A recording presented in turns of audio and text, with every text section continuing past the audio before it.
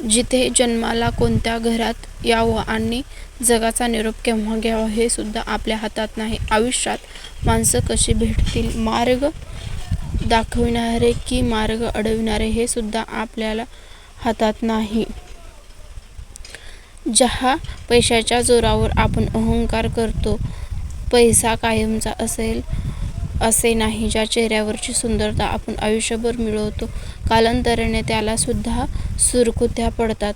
ज्या शरीरावर आपण गर्व करतो त्याला सुद्धा वयाच्या मर्यादा आहेत.